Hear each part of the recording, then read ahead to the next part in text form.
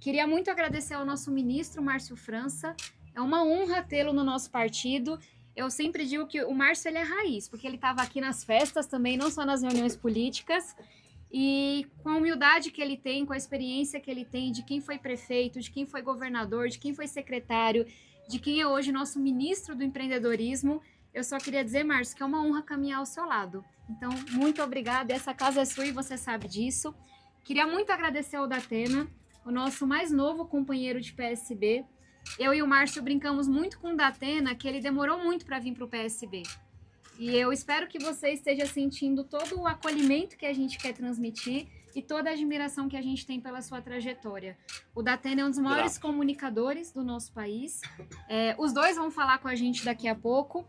E acho que ele traz uma coisa que faz muita falta à política. E a política e a comunicação caminham lado a lado para quem não sabia disso. A gente tem muita coisa em comum, que é a sensibilidade com aquilo que mais dói nas pessoas. E o Datena tem uma sensibilidade gigantesca para os problemas cotidianos, para a insegurança que a nossa população sente, e ele é um porta-voz de muitas dessas dores. Então, eu vou falar mais, ele vai falar mais também, mas seja muito bem-vindo ao nosso PSB mais uma vez, e à nossa casa, e você vem para engrandecer esse projeto. O nosso vice-presidente Alckmin já está acompanhando a gente, vai dar uma palavrinha também. Ele, que é um homem muito trabalhador e cioso das coisas, não conseguiu se ausentar de Brasília, porque lá não é feriado como aqui, mas, de verdade, é um dos maiores parceiros que eu poderia ter nessa caminhada. Eu tenho muito orgulho de contar com o apoio do presidente Alckmin, de poder aprender com ele, que também foi prefeito, Márcio da grandiosa São Vicente, ele da grandiosa Pindamonhangaba, que foi o nosso governador por 4 vezes, é o nosso vice-presidente da República, o nosso ministro hoje. Então, imagino que ele está nos ouvindo e eu queria só ressaltar a alegria que é aprender com a sabedoria, com a humildade dele e poder ouvir essas histórias todas, todos os dias. E a dona Lu, que também está nos acompanhando, ela, enfim, é uma inspiração para a gente, tanto na questão social quanto na questão de fé. Uma mulher que coloca tudo o que tem para poder servir as pessoas, já está lá em Brasília com as padarias artesanais, levando o trabalho que ela fez aqui em São Paulo. Então, uma mulher de muita fibra, que representa muitas das mulheres que estão aqui. Eu sei que essa coisa de ficar citando as pessoas, às vezes não é o que as pessoas mais gostam, mas quem está aqui com a gente foi escolhido a dedo. E como a gente resumiu as falas para poder cuidar da agenda de vocês, eu queria que vocês me permitissem falar uma linha sobre cada pessoa que está aqui. Eu prometo que eu vou ser breve, mas a gente tem um time. O nosso time é forte, o nosso time é diverso, o nosso time é muito maior do que esse. A gente vai sair daqui e vai encontrar o diretório do PSB, outros futuros candidatos a vereadores e vereadoras, numa feijoada aqui pertinho. Mas eu queria que vocês pudessem conhecer os representantes desse time de centenas de pessoas. Gente, assim é aqui, daqui a pouco tem cachorro e tem música também, só para todo mundo se preparar. Uma dessa antiga. Sempre. E aqui a gente tem alguns poucos representantes, porque claramente não cabia mais uma alma nessa laje, senão a gente teria mais, mas para representar o nosso diretório, a nossa executiva. Opa. Aí talvez só tirar no mudo enquanto eles estão testando. E aí a gente tem aqui pessoas que representam o diretório, a executiva do PSB. Eu tenho muito orgulho de ser presidente do PSB aqui na capital. Parceiros que estão chegando para engrandecer o nosso projeto, futuros candidatos a vereadores e vereadoras. Então eu queria que vocês olhassem para essas pessoas que estão aqui como representantes de um time muito maior e sem o qual essa caminhada não faria sentido. E aí vou falar uma coisinha sobre cada um, sendo muito mais sucinta do que eles merecem. A gente tem aqui Jonas Donizete, que é deputado federal comigo, ex-prefeito de Campinas e um professor pra gente. Marcelo Ramos, meu amigo, deputado federal comigo também, foi nosso primeiro vice-presidente da Câmara, aprendo muito com ele, obrigada por estar aqui engrandecendo esse momento. Nós temos a deputada Andrea Werner, tá aqui, que é ativista pelos direitos das pessoas com deficiência há décadas, nossa deputada estadual, que alegria ter você aqui. Caio França, um grande amigo também, deputado estadual, autor da lei que inclui a cannabis medicinal no SUS. Tem muitas outras pautas, mas essa é uma que, de um momento para o outro, incluiu muita gente e acho que vale ser ressaltada. Nós temos Valdomiro Lopes aqui com a gente, deputado estadual nosso, ex-prefeito de São José do Rio Preto. A gente tem Jussara Basso, que eu acho que vai chegar daqui a pouco. Eliseu Gabriel, que é nosso professor. Cadê o Eliseu? E que é nosso vereador aqui na cidade de São Paulo. Muitíssimo obrigada. Patrícia Gama, que está aqui com a gente também, ex-vereadora, deputada estadual e secretária municipal de Direitos Humanos, uma longuíssima trajetória. Juscelino Gadelha, cadê Juscelino? Está ali com a gente, que é empresário, ex-vereador pelo PSB na cidade de São Paulo e está aí mentorando inúmeros pré-candidatos. Orlando Faria, vocês vão se anunciando aí, que é ex-secretário municipal da Casa Civil e da Habitação, que vem para fortalecer muito o nosso projeto, ampliá-lo, torná-lo mais forte. Vivian Satiro está aqui também. Ela é gestora pública, ex-secretária municipal de Planejamento e Entregas Prioritárias, vai coordenar a construção do plano de governo aqui em São Paulo. Então, que honra tê-la com a gente. Professora Lúcia França, favorita da minha mãe. Empresária, coordenadora do PSB por Elas, um trabalho lindo para que a gente tenha a chapa mais diversa nas próximas eleições. Maiara Torres, minha amiga de muitos anos, advogada, líder comunitária, moradora aqui de Cidade Ademar, Favela da Borracha. Nós temos Mônica Calazans, que eu sei que está aqui também. Seja muito bem-vinda, Mônica. Obrigada. Enfermeira, primeira brasileira vacinada contra a Covid. Só hoje eu já ouvi 2 vezes, eu me emocionei com a Mônica. E eu me emocionei também, Mônica. Seja muito, muito bem-vinda. Carmen Silva, urbanista, professora, líder da ocupação 9 de julho, do MSTC. Eu vou parar por aqui, porque senão fica muito grande. Chiquinho, acho que está chegando também, presidente do Sindicato dos Padeiros, é meu primeiro vice-presidente no diretório do PSB, na executiva, então está aqui representando o nosso partido. Fernanda Moraes, que também está chegando, assistente social, secretária municipal do segmento LGBT do PSB aqui na capital, representando os segmentos do partido. Renata Falzoni, também muitas coisas, dentre elas muito famosa. Arquiteta, cicloativista, um furacão, aprendo muito com ela. Professor José Valdo, também chegando para engrandecer o nosso partido. Professor, gestor educacional, seja muito bem-vindo. André Iê, cadê o André? Esse André é uma figura, vocês vão conhecer. Diretor do Centro Assistencial Chinês de São Paulo, defensor das comunidades imigrantes, um trabalho belíssimo. Andréia Neri está aqui com a gente também, advogada e ativista pela educação e assistência social, um trabalho lindo com as parceiras aqui do nosso município. Temos também o Pablo Nobel e o Pedro Saldanha. Cadê o Saldanha? Pablo está aqui, que estão liderando, vão liderar o nosso time de estratégia nos próximos meses. Eu acho que eu não esqueci ninguém, mas vocês me corrijam, por favor, que eu já falei demais também. Mas, da mesma forma que receber em casa é um valor que a minha mãe me deu e que eu não vou esquecer nunca, você também ser grato por quem está ao teu lado é outro. Então, eu não poderia deixar de fazer esse agradecimento e dizer que é uma alegria gigantesca contar com vocês nesse time. Como disse, já falei demais, então vamos embora. Eu queria mostrar para vocês um manifesto que a gente preparou com muito carinho, que é do nosso PSB aqui na capital, que diz ao que viemos. Porque é que a gente mobilizou esse time todo, que está aqui representado por nós, para poder apresentar uma pré-candidatura à Prefeitura de São Paulo. O que mais me mata é a desigualdade dessa cidade. Só dá um pausa aí, consegue? Boa! E eu escolhi fazer aqui, vou falar mais sobre isso, mas é aqui que a minha história começa. E eu acho que a gente também tem que se acostumar com a ideia que o centro vai para a periferia e a periferia vai para o centro. Teve gente que chegou andando e não foi quem vinha do centro de São Paulo. Teve gente que veio de carro, teve gente que veio de bicicleta. Então, queria mostrar esse manifesto para vocês e, na sequência, a gente poder ouvir da Atena, que é sempre uma honra, nosso ministro Márcio, nosso vice-presidente Geraldo Alckmin, e aí eu prometo encerrar de forma mais breve. Então, toca aí o vídeo para a gente ver, só voltar um pouquinho. Tem como? –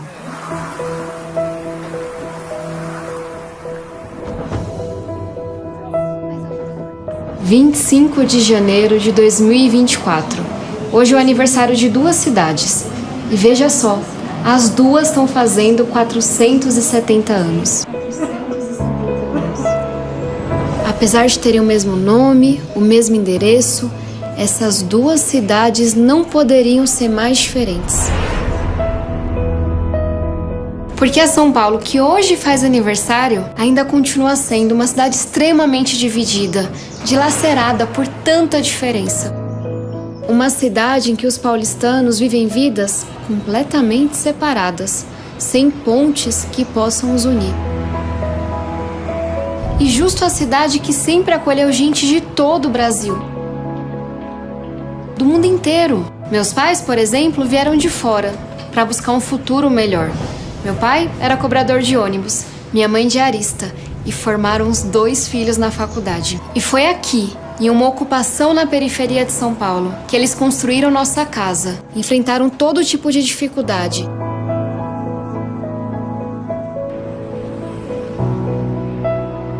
Quando foi que essa cidade, tão cheia de sonhos, esperança, oportunidades, virou uma cidade que maltrata tanta gente, que parece cega às aflições de quem está aqui? Isso pode, isso vai mudar. Quando a gente conseguir, de uma vez por todas, superar esse abismo que existe entre os bairros ajardinados do centro e nossas periferias tão distantes e esquecidas. Quando a diferença parar de gritar na nossa cara. Quando o verde do Ibirapuera for também o verde da minha cidade Ademar.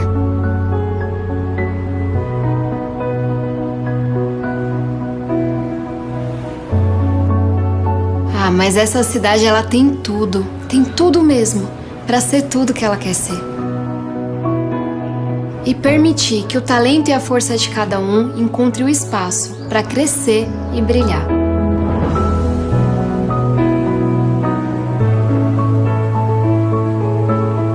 São 470 anos de muito trabalho, de muito suor, mas também de lutas, vitórias e superações. E é claro, isso dá um orgulho danado na gente. Mas essa cidade só vai ser boa pra valer quando ela for boa pra todo mundo. Por isso, o maior presente que eu posso dar pra São Paulo é trabalhar em muito, para que essas 2 cidades finalmente se encontrem e se tornem uma só. Simbora trabalhar.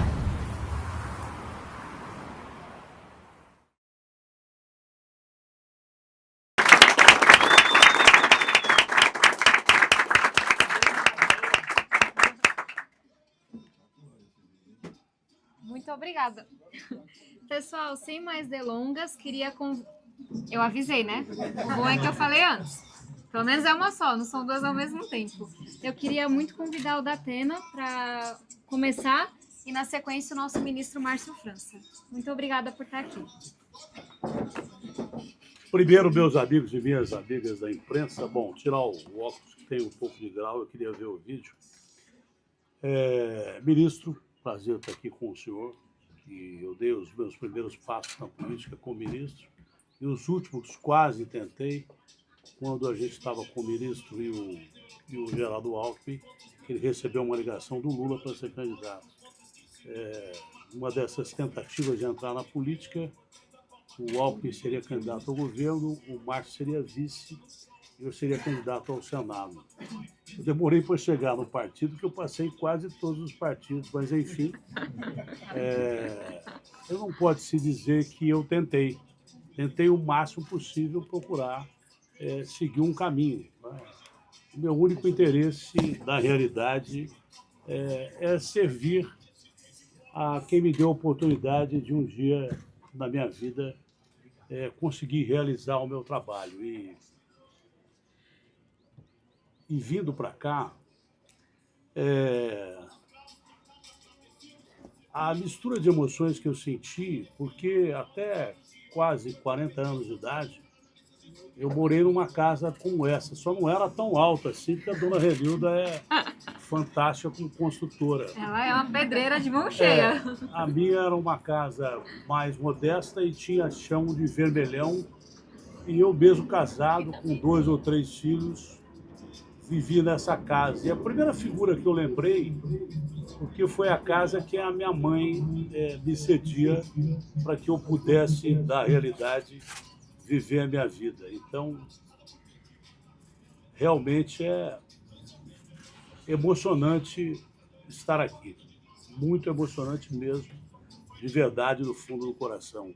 Não é por coincidência que nós falamos de uma casa de nordestinos, de um bairro onde há muitos nordestinos, porque foram os nordestinos que principalmente ajudaram a construir a cidade de São Paulo.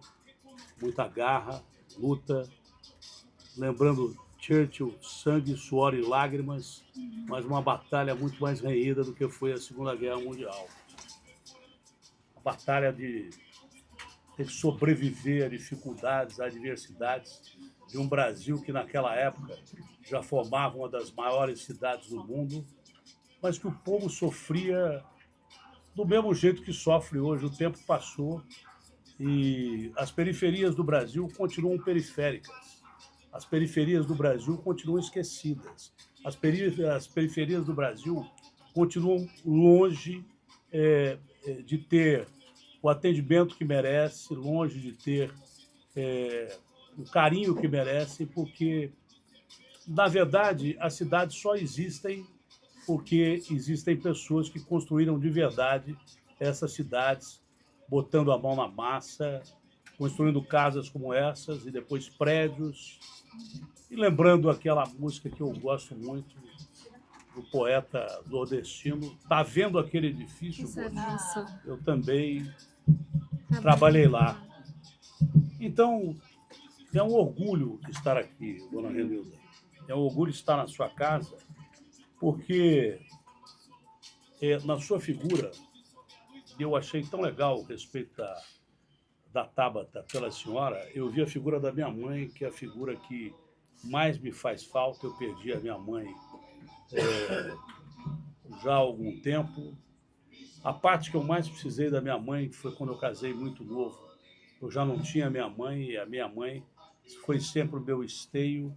A minha mãe também trabalhava costurando bola, e o meu pai era porteiro da Secretaria da Fazenda e barbeiro, desses que andavam com uma... Aqui a meninada nem sabe disso, uma maletinha de madeira para cortar cabelo nas cidades do interior, vender rifa e criar a nossa família.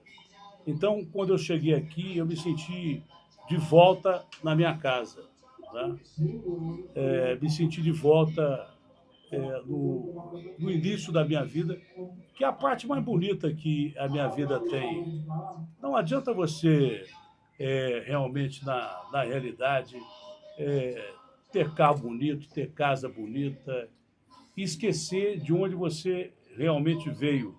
Eu estou vivendo aqui uma série de emoções, porque, infelizmente, minha senhora teve que ser levada até o Sírio agora pelo meu filho, porque ontem ela fez uma pequena intervenção cirúrgica e teve reação aos remédios. Fica muito difícil você articular palavras e ideias e colocar essas palavras e ideias no meio de sentimento de um coração que tem 6 estentes. Já foi difícil eu subir aquelas escadas ali. Eu subi primeiro para ver se eu conseguia chegar até aqui e poder atendê-los, né? Para dizer que as palavras desse momento, para um cara que sempre foi pago para falar, que sempre pago para falar, mas eu sempre emprestei as minhas ideias. Eu nunca as vendi, sempre tive as minhas ideias, e por isso eu perdi emprego em lugares importantes, porque mantive as minhas ideias e mantive as minhas convicções. São convicções que dentro da imprensa nunca tiveram lado político. Eu sempre tive dificuldade com donos dos lugares que eu trabalhei, porque defendi essas ideias e sempre tentei defender essas ideias com as minhas origens, das minhas origens, que são origens muito humildes e que eu tenho orgulho delas, como a Tabata tem. Eu, por exemplo, se tivesse um dia que lançar uma campanha, não teria lugar melhor do que lançar uma campanha na casa onde eu nasci, que infelizmente já não existe mais. Como está muito difícil para eu falar, só queria dizer que eu conheci a Tabata num almoço com o João, que é um menino maravilhoso, cujo pai, se tivesse sido, né, Márcio, presidente da República, o Brasil seria certamente um país diferente. E já naquele primeiro contato que tive com a Tabata e com o João, percebi a força de um grande ser humano. Percebi a força de um ser humano que, aliás, se confunde com o João, que também vai no mesmo caminho. Aqui não falamos de gênero, mas é muito importante que ela seja uma candidata mulher, porque nós precisamos de mais mulheres na política brasileira. Nós temos necessidade de mais mulheres na política brasileira. Eu, quando converso com a Tabata, parece que eu estou conversando com a minha neta. Só que a minha neta não fala nada, e a Tabata fala mais do que eu. Então, eu acho isso também muito importante, porque a Tabata não é de aceitar a primeira ideia que você passa. Ela é de discutir ideias. Isso é muito importante. Tá? Isso é muito importante porque quem discute ideias com quem se julga poderoso ou quem se julga com determinada força tem muito mais condição de ouvir o povo, tem muito mais capacidade para ouvir o povo. Essa é a grande vantagem da Tabata. Esse seu conhecimento do lugar onde ela nasceu é fundamental. Como eu estou muito confuso para pensar no problema de saúde da minha família, pensar no programa que eu tenho que fazer daqui a pouco, e a gente que trabalha em imprensa é como um palhaço de circo. Não interessa o que acontece, você tem que fazer sorrir ou chorar. Então, eu daqui a pouco vou estar no ar falando 3 horas e meia sem parar, em que pese os problemas que eu estou enfrentando.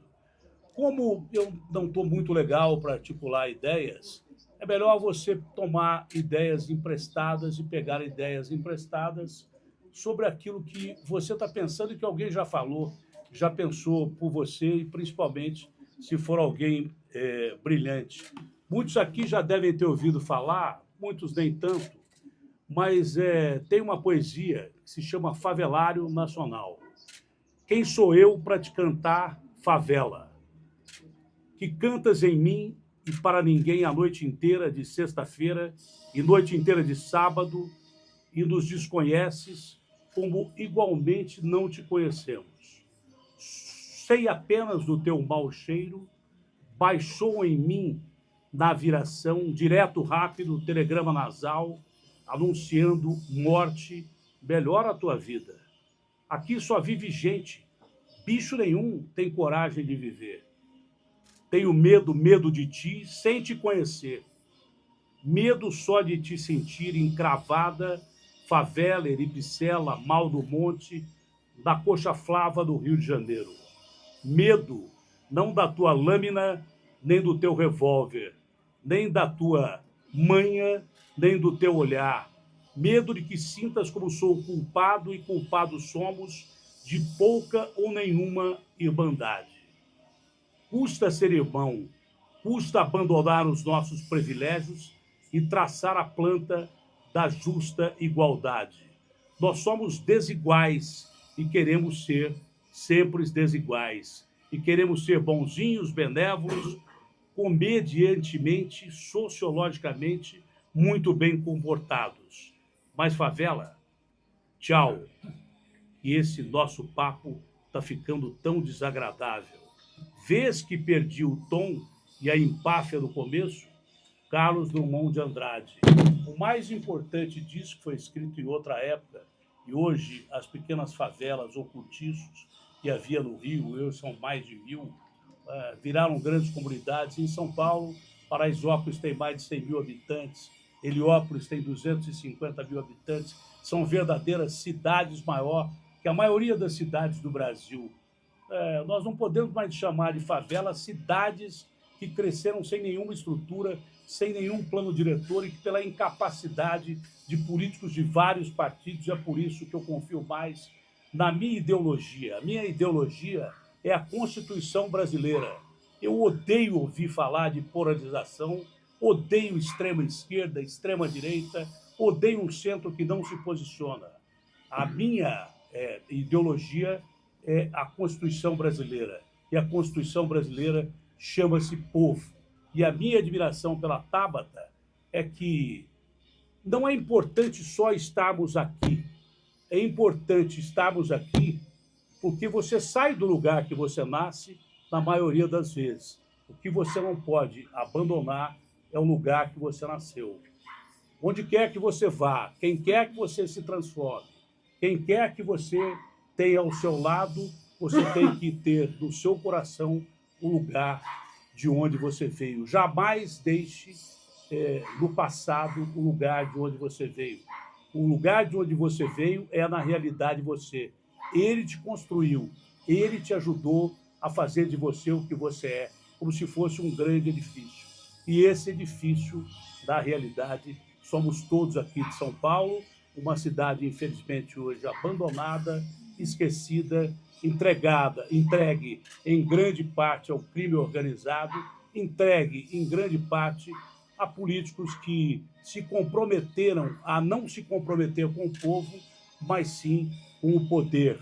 Fazer política não é só fazer política no famoso eu quero um cargo aqui, eu quero determinada emenda aqui, eu quero determinado dinheiro para o meu partido.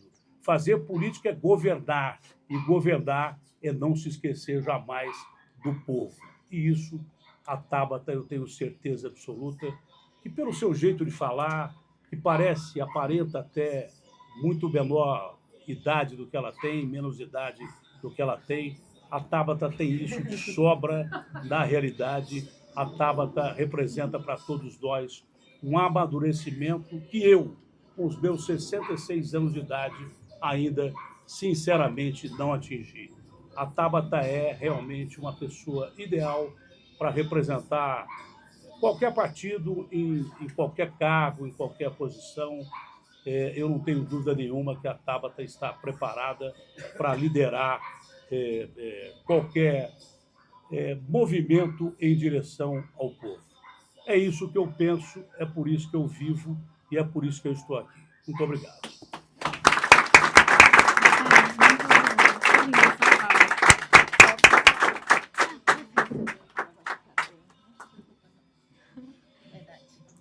Primeiro, muito obrigada. Imagine se você estivesse bem das ideias, porque falou muito bem e me representou muito sua fala. Muitíssimo obrigada mesmo. Obrigado. Não sei se o nosso presidente e a dona Lu chegaram a ouvir os cumprimentos que eu fiz mais cedo, mas queria agradecê-los por estarem aqui. Vocês nos ouvem agora?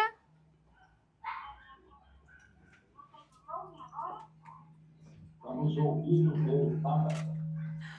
Muito obrigada, sejam muito bem-vindos. Sei que se esforçaram muito para estar aqui com a gente. Vamos ver como resolve isso.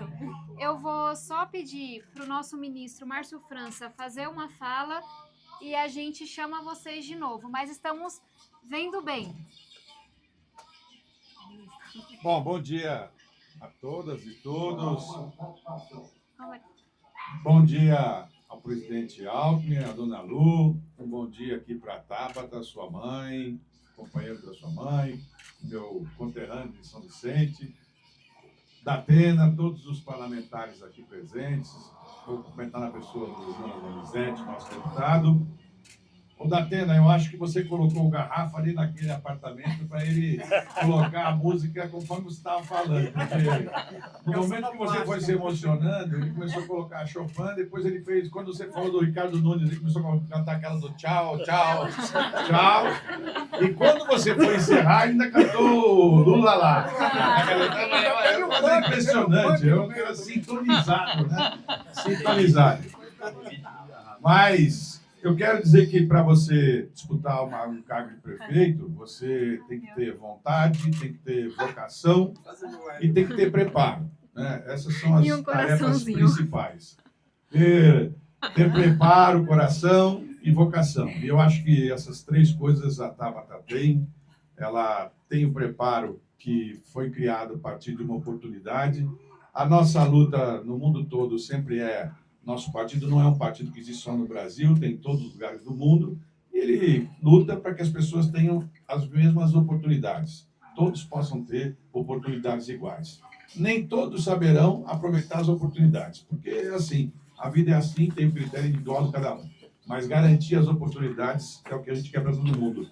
Portanto, quando a Tabata acaba aparecendo como uma exceção à regra, no fundo, de um lado tem um lado bonito porque acaba sendo pedagógico para outras pessoas, mas tem um lado ruim, porque ela é uma exceção. Ela não é a regra, deveria ser a regra. Todo mundo devia ter a chance de estudar onde quisesse, de fazer o curso que quisesse, onde bem entendesse, e aqueles que fossem mais esforçados teriam essa chance. Então, a nossa luta aqui em São Paulo vai ser para demonstrar que ela é preparada, que ela é uma pessoa com a experiência suficiente, que tem um time de pessoas experientes para poder ajudá-la e que, acima de tudo, ela tem muita vontade. Não está vinculada aos grupos que há muitos anos controlam parte da engenharia da política aqui na capital. Sem críticas específicas, mas a Zona Sul de São Paulo ela vai ser foco dessa eleição, porque os 3 candidatos são aqui da Zona Sul de São Paulo, os 3 principais candidatos. Então, a Zona Sul vai ser um foco importante. E a gente quer saber realmente quem conhece a Zona Sul, quem vive aqui na Zona Sul, quem tem essa relação com a Zona Sul e com as dificuldades. E, por isso mesmo, fazer aqui o lançamento dessa ideia no aniversário de São Paulo é uma ideia criativa, de alguém criativo, que está preparado para isso. Quero agradecer de maneira muito especial ao meu amigo da Pena, que há tantos e tantos anos a gente sai junto para conversar, para falar. Já tivemos em momentos muitas vezes tristes por situações de saúde dele e da minha família, ou coisas assim, mas sempre tivemos em momentos decisivos, né?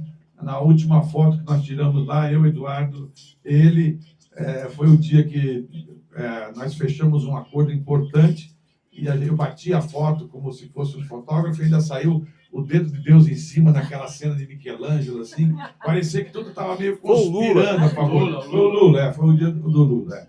Então, nessa aí, nem o Stucker conseguiu bater a gente. Para dizer a você da Atena que estar com você aqui, para a gente ajuda muito. A gente sabe do peso que você tem, da importância que você tem. Não é apenas um comunicador, da Atena é alguém que tem esse jeito durão, mas é alguém com um coração enorme, que ajuda uma montanha de gente, que orienta outras tantas pessoas e certamente vai poder ajudar a gente bastante nessa campanha eleitoral. Eu desejo muito que sua esposa fique boa ainda hoje, que você possa curtir esse final de semana e que a gente possa comemorar São Paulo com 470 anos, lembrando que os próximos anos de São Paulo, né, serão anos decisivos, porque eles vão também marcar essa mudança importante de uma coisa que os deputados aprovaram só agora e que foi muito relevante, que é uma reforma tributária. Isso vai mudar muito o conceito, porque São Paulo tinha o hábito de que ele tem mais dinheiro, a cidade tem mais dinheiro. E com a mudança tributária, uma parte desse recurso também vai ter que sair daqui, para poder ser dividido com outros lugares. E aí sim, mais do que nunca, vai ter que ter gente criativa e preparada, com muita vontade, para poder equilibrar esse jogo. Eu imagino, Tabata, que você sabe dessa sua responsabilidade, dessa grandeza da responsabilidade, e você está à altura desse desafio. E é isso, eu tenho certeza, né, que da onde ele está lá de cima, teu pai olhando, ele vai falar, olha, ela é realmente porreta, porque fez acontecer. E a gente vai estar aqui hoje, durante toda a tua campanha, todo esse time de candidatos a vereador. Isso vai ajudar muito a todos os vereadores a se elegerem muito mais vereadores, porque naturalmente ajuda, e nos ajuda em todo o estado de São Paulo, porque uma candidatura na capital de São Paulo é a candidatura que vale mais força em todo o estado. Além do que a televisão transmite a cena de São Paulo para toda a grande São Paulo, então acaba influenciando muito toda a grande São Paulo, e por isso você contribui bastante também com o nosso partido, com o 40. Muito obrigado e boa sorte. Obrigada, Marcelo.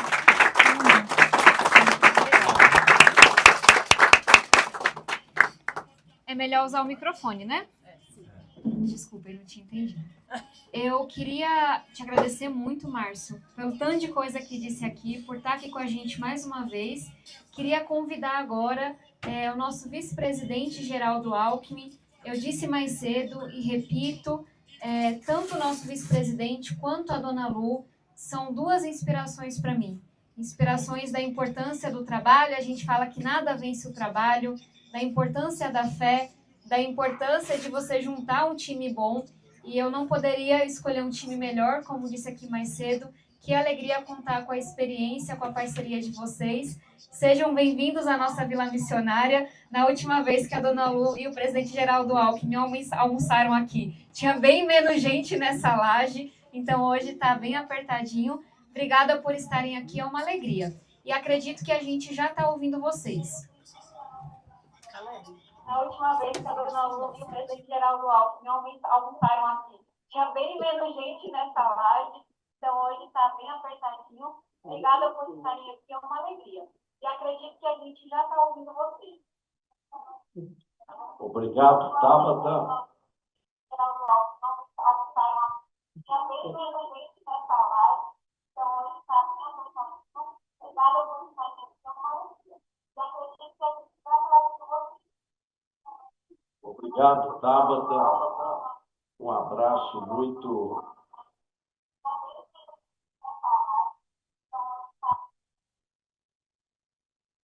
Obrigado, Tabata. Um abraço muito carinhoso da Lu e meu para você, para sua mãe, Renilda, para o nosso querido ministro, governador, o Márcio França, a professora Lúcia, o nosso grande líder da Atena, Zé Luiz da Atena, os nossos parlamentares, lideranças do PSD, de toda a região aí da Zona Sul, da nossa querida capital.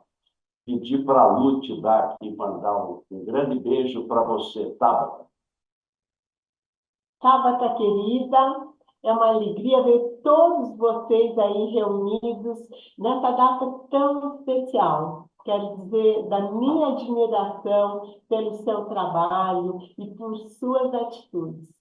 Você, assim, é um exemplo de mulher. Tabata, e hoje é um dia de entusiasmo pela sua candidatura, de início da sua jornada como pré-candidata a prefeita de São Paulo e também dia do aniversário da nossa cidade. Aliás, aniversário também da minha filha, da Sofia. De 25 de janeiro é o dia de Paulo de Tarso, São Paulo, e da nossa cidade. E vejo uma grande identidade. São Paulo nasceu sob o símbolo da fé e da esperança. Uma pequena e humilde capela, onde foi celebrada a missa de inauguração de um colégio. Então, ela nasceu sob o símbolo da fé cristã e, de outro lado, da esperança na educação.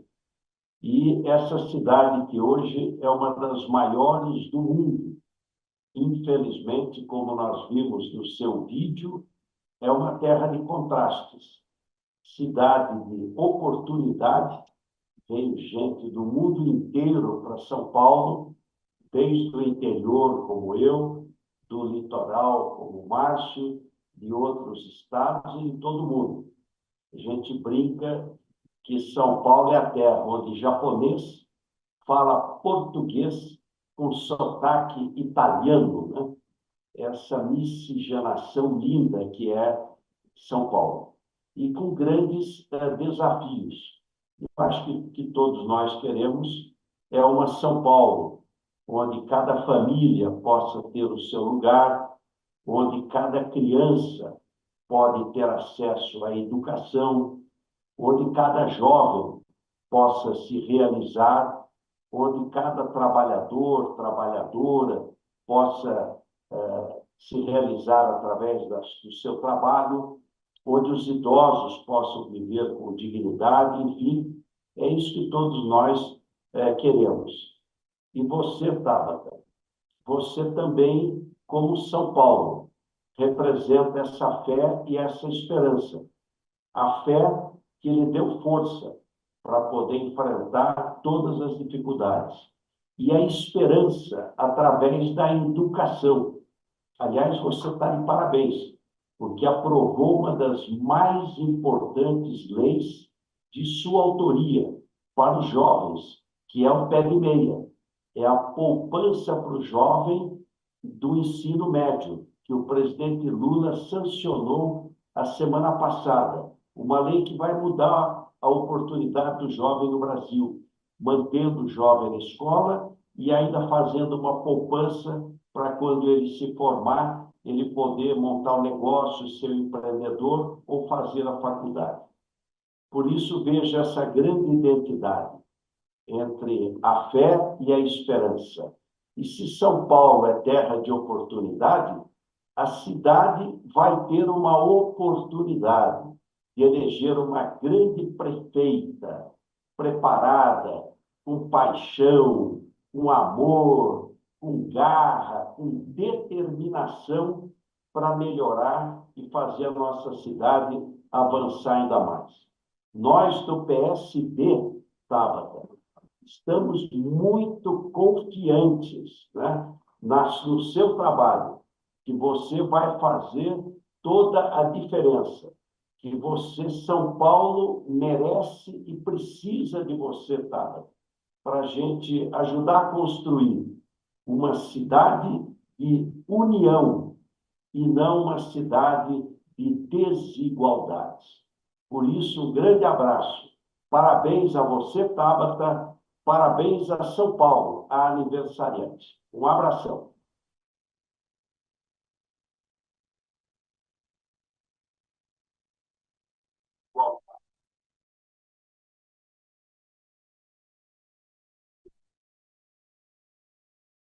Foi. Presidente, Dona Lu, muito obrigada. Como eu digo e repito, o meu time é o melhor, esse dia mostra isso, e eu não poderia estar mais honrada, e eu vou retribuir a confiança de cada uma de vocês que estão aqui, com muito trabalho, que eu acho que é o melhor que eu posso fazer, com muita honestidade e com muita firmeza nessa mudança que a gente quer ver em São Paulo, que hoje ainda está tão dividida, mas que a gente sabe que com uma ponte a gente consegue fazer uma grande transformação. Muito obrigada mesmo. E como vocês já estão aí, espero eu, pensando na comida que está lá embaixo, aguardando vocês mais uma vez, eu queria pedir alguns minutinhos para fazer uma breve fala. Primeiro, Datena, a música que você trouxe, Cidadão, era a música favorita do meu pai. Então, exato, veja a conexão. Feliz coincidência. Que é uma música que fala de quem construiu essa cidade, mas que não consegue entrar em muitos dos lugares que foram construídos aqui. A única exceção é a igreja. E para a gente foi um pouco disso. A gente fala que na ausência de políticas de prevenção, de políticas robustas de segurança, a gente tem duas coisas que ainda salvam: as mães e as igrejas. E minha história foi exatamente isso. Foi essa mulher porreta que lutou muito para que os filhos tivessem um futuro diferente e que enfiou a gente na igreja de quinta a domingo todas as semanas para não dar chance ao azar. Então, muito obrigada e que linda lembrança. Eu digo que meu problema, fazendo um comentário do que o Datena trouxe, não é nem já ter 30, como eu pedi para todo mundo registrar. É não parecer os 30 que eu tenho, mas aos poucos o tempo vai resolvendo esse problema. Quando você tiver 80, você vai querer o contrário. Isso, Mas eu ainda estou do outro lado. Eu queria falar um pouquinho do que é essa casa, só para vocês entenderem. Quando minha mãe engravidou de mim, foi um contexto bastante difícil, que é o que muitas mulheres enfrentam. Minha mãe não foi acolhida pelo meu pai biológico, não foi acolhida pelos irmãos, que pela truculência, pelo machismo que eram mais fortes na época, não entenderam. E minha mãe se viu numa situação de ter que largar os estudos, o ensino médio, e com o apoio apenas de uma irmã, dar um jeito de criar essa filha. E ela conheceu meu pai quando eu tinha 3 meses na barriga dela, acho que é assim que fala. E meu pai, eles trabalhavam no centro, numa livraria, como vendedores. E meu pai, que era muito conversador, ele fez amizade com o dono de uma banquinha de jornal. Acho que o Márcio não sabe dessa história. E o dono foi para comprar um ferro de passar para o trabalho. E o dono vendeu para ele a ideia de que o melhor negócio era eles virem morar na Vila Missionária. Na época era um grande matagal, a gente está bem pertinho da represa Billings. E aí, Datena, foi um quadrado, onde está aqueles tijolos ali, foi um quadradinho, era um cômodo só. Vieram minha mãe, meu pai e futuramente eu. Meu pai, que era conversador, como eu já disse, deu uma assuntada, descobriu que uma família tinha ocupado, isso aqui era um escadão, tinha para morar na parte de cima, levantou um muro aqui embaixo, colocou uma lona e a gente veio para cá, eu com 3 meses de idade. E aí, essa casa é a nossa história. E a gente tem esse sentimento na periferia de que com muita luta, meu pai, a gente viveu muito o que é o tabu, o preconceito em torno do alcoolismo, da dependência química do lado dele, porque era a gente por a gente mesmo, muita gente não entendia meu pai como uma pessoa doente. Os dois trabalharam muito para que os filhos pudessem estudar e a nossa casa foi crescendo conforme a nossa história. E aí, lá onde vocês entraram era onde ficavam os quartos, onde hoje está a cozinha. Quando foi na 5ª série, no 6º ano, eu ganhei uma bolsa da Olimpíada Brasileira de Matemática de Escolas Públicas, por incentivo de uma professora da escola estadual. E essa Olimpíada tinha sido criada por Eduardo Campos, quando era ministro da Ciência e Tecnologia, para vocês verem como esse mundo dá umas voltas muito doidas.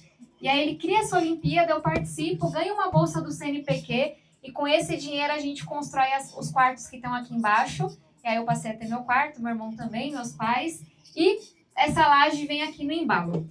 Então, eu acho isso bonito porque é a nossa história, não fosse a Olimpíada Brasileira de Matemática de Escolas Públicas, a gente literalmente não estaria fisicamente aqui, mas porque eu acho que essa é um pouco da história dessa periferia tão nordestina. A gente fez questão de receber vocês com cuscuz, porque é a minha comida favorita, eu tenho um cachorro chamado cuscuz, e aí eu aproveitei a oportunidade, mas porque acho que fala muito de quem a gente é tão orgulhosamente. Uma família que vem do Nordeste, mas que em São Paulo formou seus 2 filhos. Minha mãe fala muito isso. Então, essa é a nossa casa que eu queria contar para vocês. E eu fiz questão de começar aqui, não porque a minha história seja só esse local. A minha história também é as bolsas de estudo que eu recebi em escola privada, a minha história também é a bolsa de estudo que eu recebi em Harvard, a minha história também são os lugares chiques pelos quais eu transito em São Paulo, mas porque é aqui que a minha história começa, de um jeito muito simbólico. E eu acho que a gente, como o Datena tão bem trouxe, não pode esquecer nunca de onde a gente começa, não pode esquecer nunca de onde a gente vem. E para mim é um pouco disso, eu tenho muito orgulho de habitar lugares tão diferentes em São Paulo, mas é muito doido, gente. Saí de uma reunião na Faria Lima, vim aqui para casa dormir com a minha mãe e a gente não tem água para tomar banho. Ontem eu estava com as meninas e a primeira pergunta foi: mãe, tem água hoje? Ela, tá faltando, mas bora ver se tem. Sabe, isso é São Paulo. Vocês imaginam se não tivesse água toda noite nos jardins? Revolução, né? Porque aqui falta água toda noite. Aqui falta água vários finais de semana. E a gente está nessa labuta há vários anos. Então eu trago vocês aqui, porque é aqui que a gente começa, porque isso aqui também é São Paulo. E porque a gente, para criar pontes entre esses 2 extremos, tem que conhecer os 2 extremos. Mas não é só lendo livro. Ler livro é importante, eu tô aqui por isso. Mas é vivendo, estando com as pessoas que estão enfrentando essas dificuldades. E a gente tem esse sentimento na periferia de que passa a geração, passa o ano, as coisas vão melhorar. A gente consegue um emprego formal, a gente consegue colocar a criança na escola, mas eu sinto que faz um tempo que a gente perdeu até isso, até a esperança.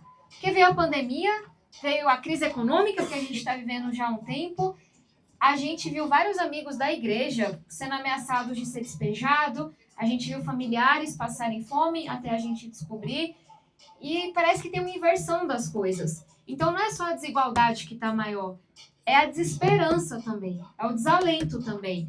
E eu acho que essa é a nossa missão. É primeiro convencer as pessoas que dá para ser diferente. Porque se as pessoas acham que tá tudo bem, a gente ter 50 mil pessoas na rua, tá tudo bem a gente ter criança fora da escola na rua, tá tudo bem as crianças não serem alfabetizadas aqui na rua, na escola de baixo. Se a gente acha que tá tudo bem, minha mãe levar 4 horas para voltar do serviço, como ela levou recentemente. Uma amiga nossa ia andando pela Santo Amaro, porque é mais rápido ir andando do que ir de ônibus. A gente ser assaltado no centro, a gente ser assaltado aqui no ponto de ônibus, no ponto que meu pai era cobrador, porque passam de manhã para roubar o trabalhador e levar o que tem, enquanto estão esperando o ônibus 5 horas da manhã. Se a gente acha que tá tudo bem, aí não tem que mudar mesmo. Deixa do jeito que tá. Agora a gente vem aqui para fazer um questionamento. Se a gente acha que não tá tudo bem, se a gente acha que dá para ser melhor, se a gente acha que precisa ser mais igual, então a gente vai ter que fazer uma mudança. E uma mudança verdadeira, uma mudança real. Porque trocar, colocar mais do mesmo, olhar para soluções que já foram apresentadas, Não vai mudar. Eu tô aqui há 30 anos. Minha mãe há mais tempo. E muita coisa avançou, mas muita coisa tá igual, tá pior. E esse é o questionamento que a gente traz no dia de hoje. Eu tenho muito orgulho de ser de São Paulo. Eu tenho muito orgulho de ter nascido aqui, ter sido criada aqui, morar aqui. Tentem falar mal de São Paulo perto de mim, que eu começo a defender até a vista de prédios. Quem já fez a experiência viu. Mas eu não consigo, não sou crítica às coisas que estão erradas.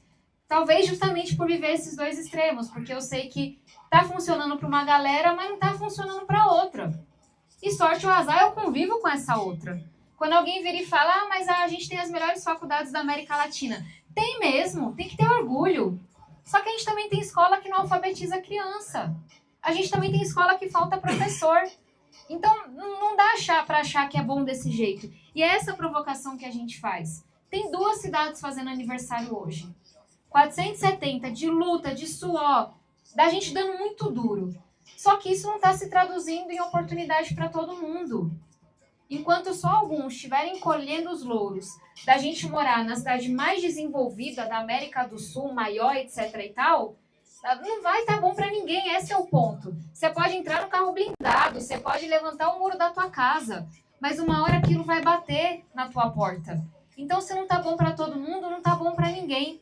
E é isso que a gente também vem aqui para provocar.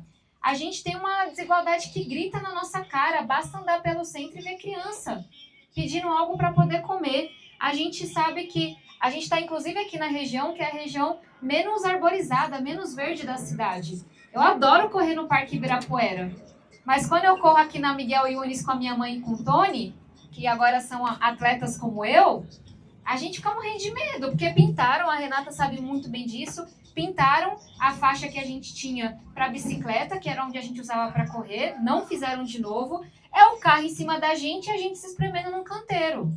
A gente quer poder correr aqui também, não é só no Ibirapuera, não. A gente quer poder caminhar aqui na beira da represa também. Não só no Parque do Povo, a gente quer poder ocupar essa cidade. Então, tenho orgulho do Ibirapuera. Mas quando eu tô aqui, eu quero correr também, eu quero viver também, eu quero respirar um ar puro também.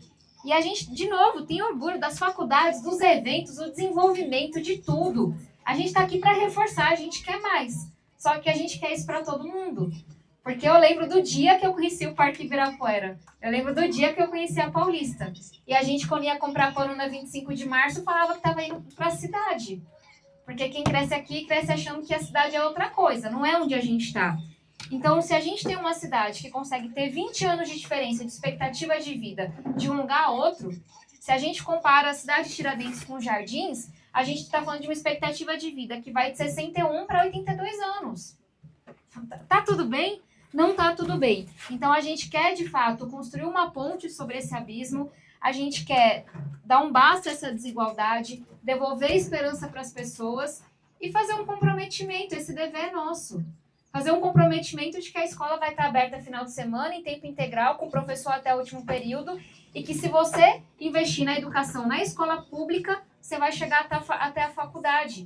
A gente quer que o filho do pobre também possa ser doutor, que o filho do rico e o filho do pobre tenham a mesma oportunidade, que histórias como a minha, do meu irmão, não sejam exceção. Muito legal que as pessoas se inspirem na gente. Só que não fossem oportunidades muito específicas, a gente não estaria aqui. A gente quer que as pessoas possam ir para o centro em segurança. A gente tem um centro lindo, mas que está abandonado. Mas não é só no centro que está o problema. Se você sobe aqui 3 ruas, você não está seguro no ponto de ônibus, isso também tem que ser enfrentado, isso também tem que ser priorizado.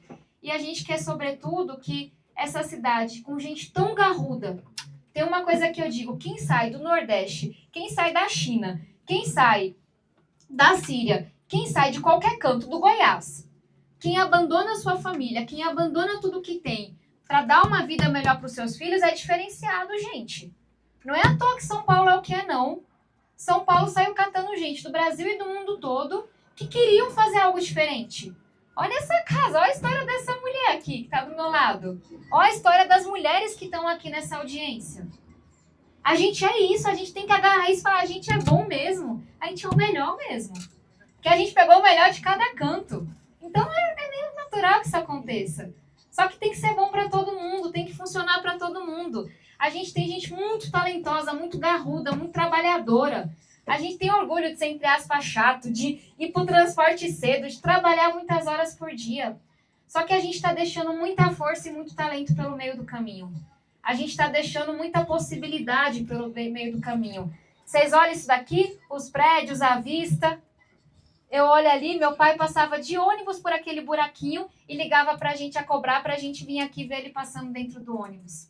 Então, o que eu mais gosto é olhar essa cidade. A gente olha e eu só vejo tanto de médico, cientista, político, advogado, doutor, prêmio Nobel que a gente tem nessa comunidade.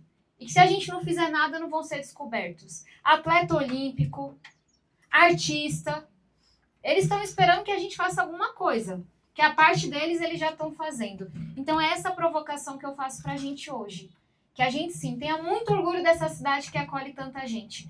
Mas que a gente saiba que esse orgulho tem que ser respondido com muito trabalho e com muitas oportunidades. E que outras pessoas, assim como minha mãe, não chamem ela de Renilda não, que ela fica brava, que assim como minha mãe Reni, que veio aqui, enfrentou de tudo, até trabalho análogo à escravidão minha mãe enfrentou quando chegou.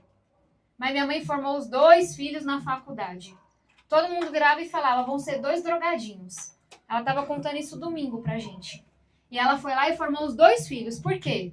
Porque tinha a igreja para ajudar, porque vieram as oportunidades na educação, porque ela nunca desistiu da gente. O que a gente quer é que outras mães, outras Marias, outras Renes, possam bater no peito como a minha mãe e falar, eu formei os 2 filhos na faculdade, eu formei meus 4 meninos na faculdade, eu formei os 5. E pode ser faculdade, pode ser ensino técnico, o que importa é que a gente possa sonhar e ser tudo que a gente nasceu para ser. Porque a gente nasceu para ser grande, a gente nasceu para ser muita coisa. E a periferia é sobre isso. Então, muito obrigada por estarem aqui. É uma honra. Muito obrigada.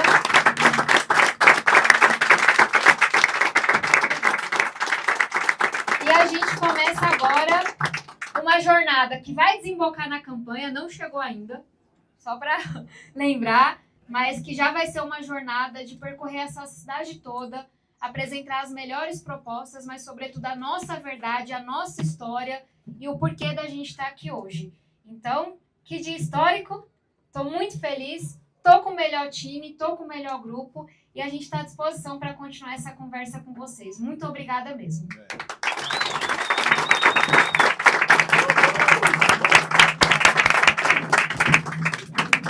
Muito obrigada, viu?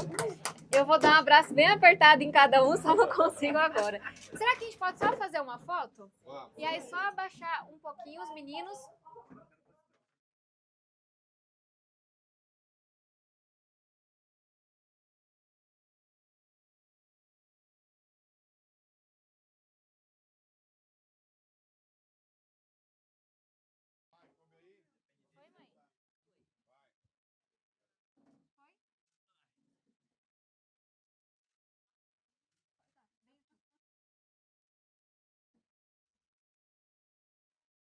Agora uma animada, né?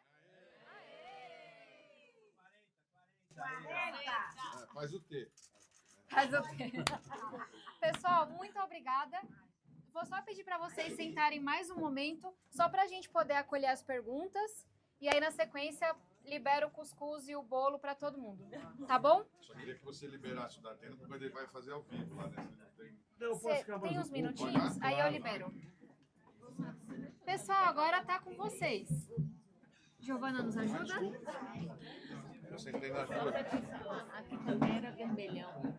Aqui sempre foi. Era um trabalho. E eu ajudava a fazer o vermelhão. E a gente um dia seradeira, tinha que ser na mão. E outra coisa que marcou também, perdi minha mãe, em seguida engravidei dela. Foi choro em dobro. Quando eu tive meu filho com 19 anos, minha mãe foi embora. Eu precisava tanto dela.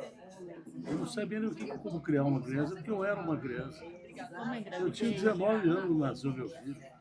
Eu com 22 engravidei. Eu não sabia o que fazer. Eu só queria minha mãe E naquele minha mulher era a mesma idade que eu. Eu chorava pedindo minha mãe de noite. Eu chorei pedindo ela também para escolher. Cria criança. Foi muito parecida a história. Eu lembrei da minha mãe na hora que eu entrei. Vamos. Eu não vou escolher. Giovana, por favor, me ajude.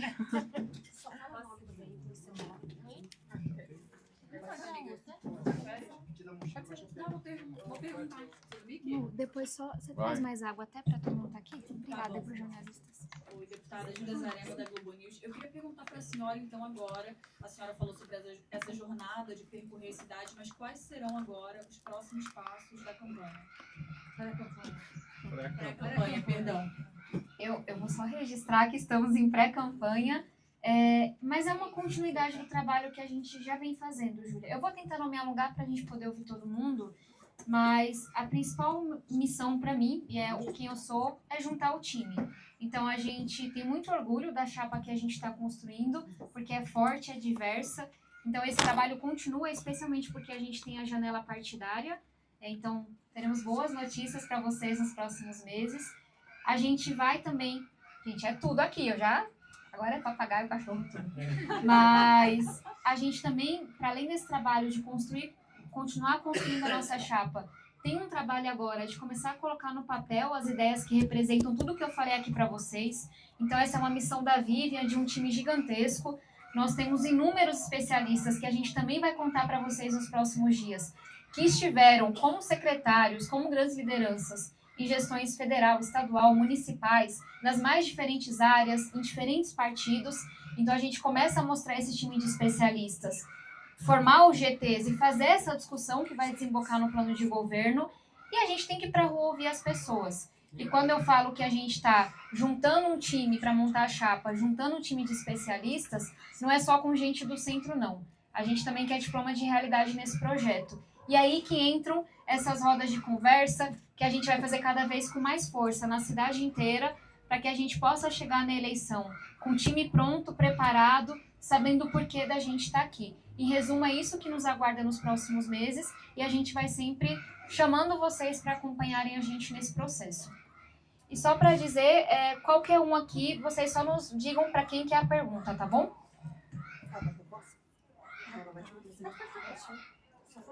Aí os dois, por favor. Bom, Vanessa, da Alvarenga TV, eu posso fazer para os dois, da Tena e Tabata.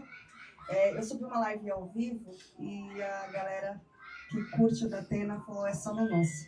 E a Tabata sabe o nosso trabalho aqui na região, e a gente tem os alvarenganistão. Todo mundo está perguntando quais são as principais propostas que você traz para melhorar São Paulo, incluindo o que você mostrou, a nossa realidade, que não é só o centro de São Paulo. A gente tem aqui várias mini cracolândias avançando por São Paulo inteiro. Então o pessoal fala assim, olha o centro, mas olha a periferia. Para fazer uma obra aqui na Pedreira foram retiradas mais de 50 pessoas que moravam dentro da represa, a maioria usuários de droga. O que você tem de proposta para a periferia?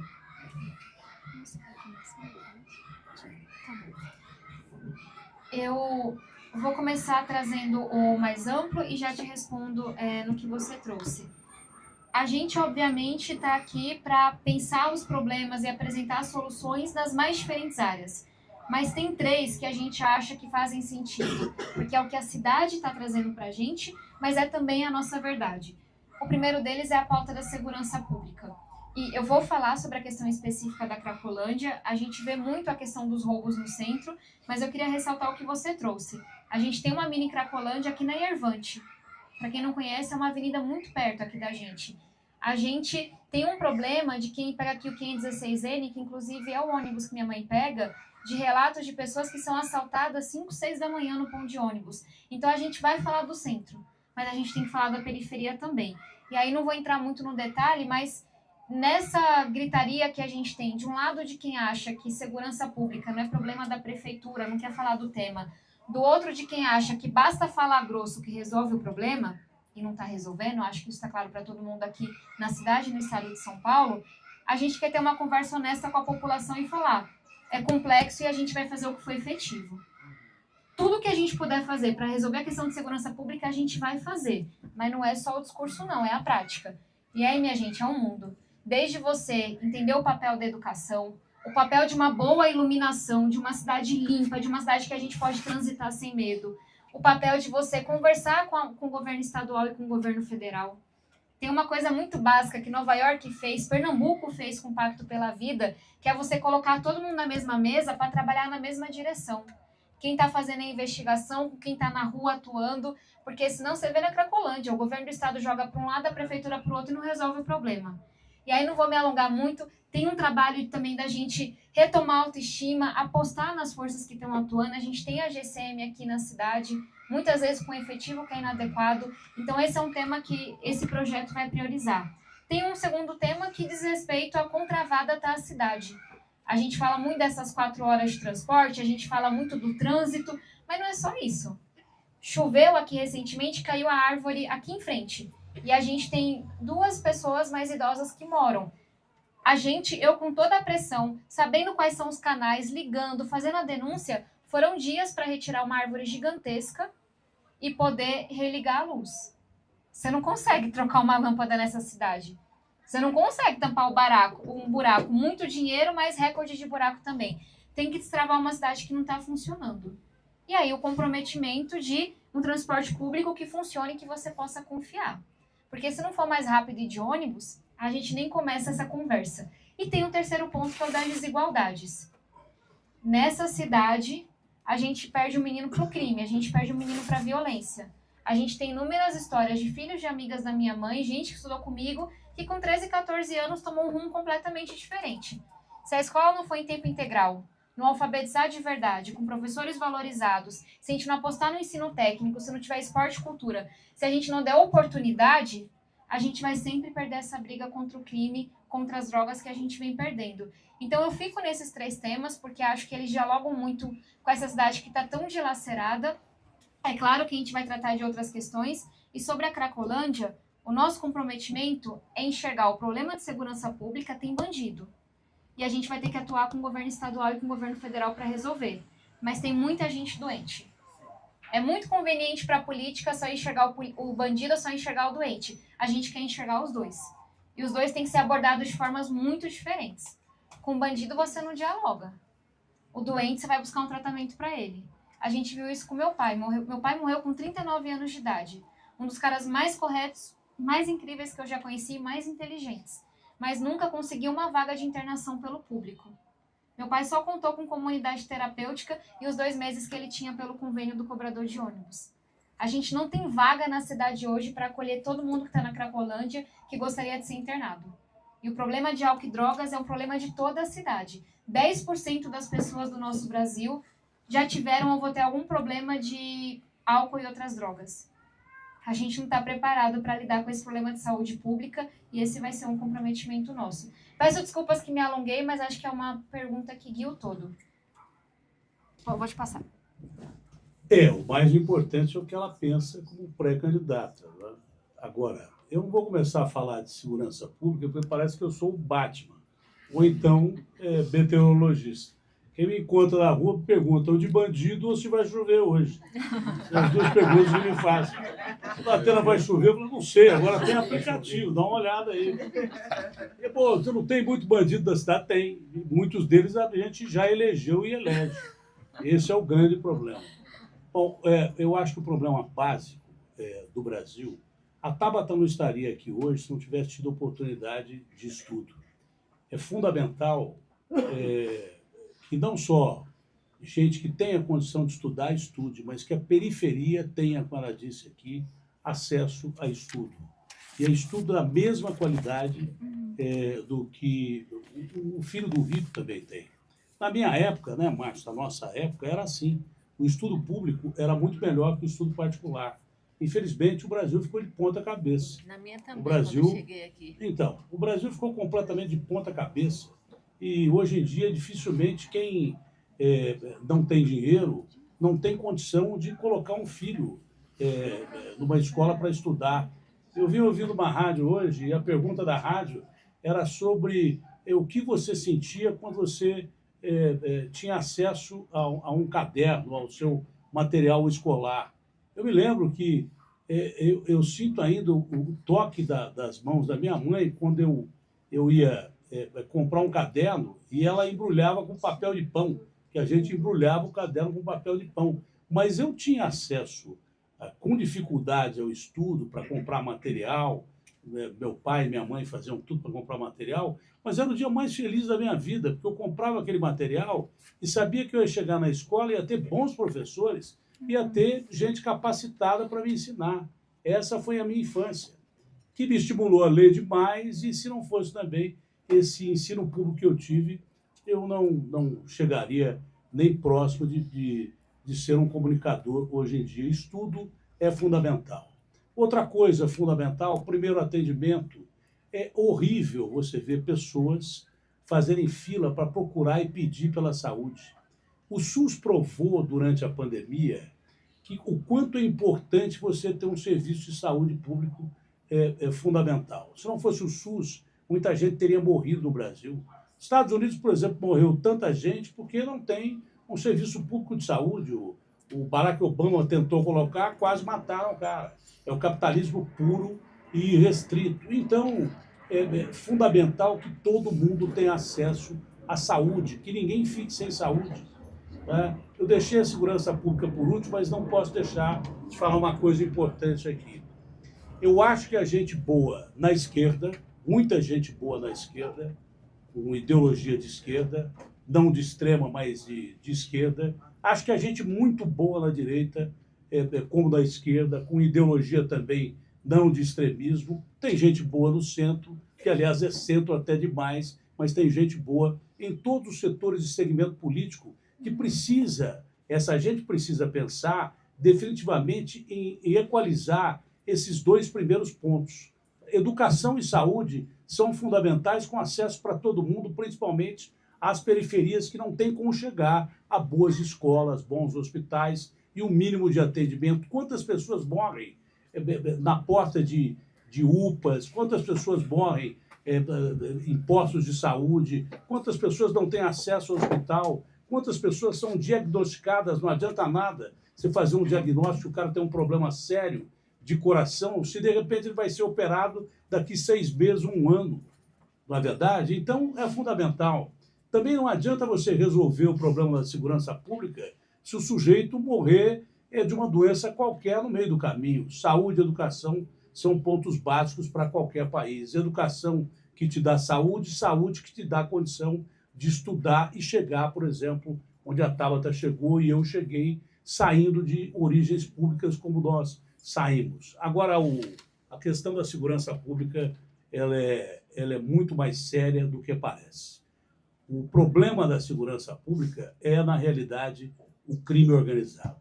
O meu maior medo nessas eleições e daqui para frente é um problema que já existe há muito tempo, que o crime organizado está financiando campanhas políticas, elegendo gente com dinheiro sujo e elegendo gente perigosa para representar esse crime organizado que destrói não só as periferias, mas destrói cidades inteiras. Hoje, o nosso crime organizado é o que mais cresce no mundo. O PCC é, na realidade, a maior máfia, a máfia que mais cresce no mundo, e isso é terrivelmente perigoso.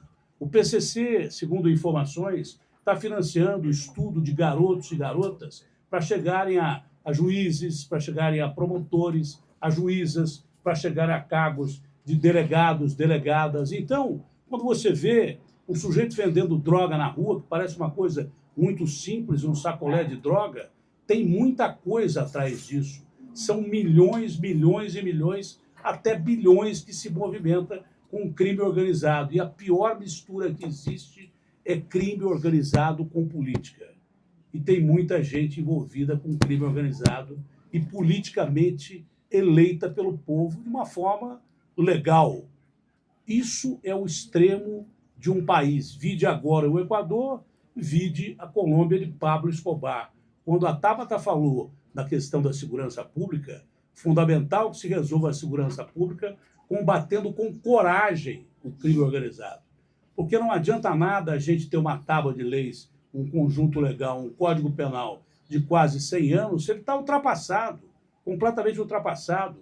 Eu não vejo político interessado em fazer leis mais sérias que coloque o crime na cadeia e deixe o crime lá dentro, isolado. Até nas nossas cadeias de segurança máxima, há a comunicação de criminosos perigosíssimos que passam salves para os seus soldados aqui na rua para realizar operações até contra autoridades, né? Matam juízes, matam juízas, ameaçam policiais, ameaçam, de uma forma geral, o povo brasileiro. Quando você vê um crime de rua, esse crime de rua, ele é a migalha que cai da mesa do poder do grande crime que existe. Todo crime de rua advém também do crime organizado. Então, há que se ter coragem para combater o crime organizado, há que se ter coragem para enfrentar os verdadeiros barões do crime, há que se ter coragem para sanear a política brasileira, senão nós vamos ter eleições sangrentas, e quando os caras perceberem que, de repente, podem perder uma eleição, e quem ganhar a eleição começará a fazer investigações de como as cidades foram geridas, não só São Paulo, no Brasil nos últimos anos, isso pode levar realmente a uma situação seríssima, que até ontem o Equador não pensava. Alguém pensava que o Equador pudesse, de uma hora para outra, viver um estado de guerra civil, como praticamente está enfrentando? Claro que não. A Colômbia, aos poucos, foi chegando lá e precisou dos Estados Unidos, que pensou primeiro nele, Estados Unidos, para que a droga não chegasse lá, a combater o crime na Colômbia. Se a gente não tomar pé da situação e não resolver a situação do grande crime, o crime de rua, que mata tanto quanto o crime organizado. O crime organizado mata vendendo drogas. O Brasil deixou de ser um corredor para a droga e passou a ser o segundo maior consumidor de cocaína do mundo. Tá? O Brasil deixou de ser uma Cracolândia, especificamente no centro de São Paulo, como disse a Tabata, mas o Brasil é o segundo maior consumidor de crack do mundo, que arrebenta com as pessoas. E só não é hoje, vivendo como vive os Estados Unidos, um país onde a K9, que é um derivado de um anestésico, seja o maior problema de saúde pública americano, porque o PCC não está vendendo mais nos seus principais pontos o K9, porque mata rapidamente, o cara perde o cliente. Enquanto nós não tivermos políticos interessados e com coragem para peitar o crime organizado de frente, nós vamos continuar sendo assaltados às 5 horas da manhã nos ônibus, nós vamos continuar recebendo arma na cara com bandidos que estão à solta por aí, da realidade, e está parecendo o Brasil, gente, isso aqui, mas todo dia assaltando e para tomar uma moto de alguém que financia em 36 meses, matam essa pessoa. Nós vamos ter morte de motoristas de aplicativos e tudo mais. Não se combate o crime de varejo, o crime de rua, que é tão mortal quanto o crime organizado, se não houver coragem para combater os verdadeiros barões do crime. E eu sinto que, de vez em quando, ou a política se alia a esses caras, ou a política tem medo de combater esses caras. Eu acho que dessas 3 proposições fica claro que São Paulo tem e deve mudar. Foi o que a Tabata disse. Se você gosta do que está aí, continua votando quem está aí. Tá? Continua elegendo quem está aí. Se você acha que São Paulo é legal, que São Paulo está fazendo hoje aniversário e que nós devemos só bater palma, continue batendo palma e votando em quem você acha que deve votar. Tá? Continua do mesmo jeito que está, porque a tendência é São Paulo continuar desse jeito. Essa é apenas uma pré-campanha que eu espero, no dia que virar a campanha, realmente as pessoas comecem a abrir os olhos e ter preocupação com o que tem de maior, que é o indivíduo que mora do lado. Porque quando você pensa no próximo, você está pensando também em você. Obrigada. Obrigada. Deputada Bianca do Globo, eu queria até voltar uma questão que a gente começou a falar lá embaixo.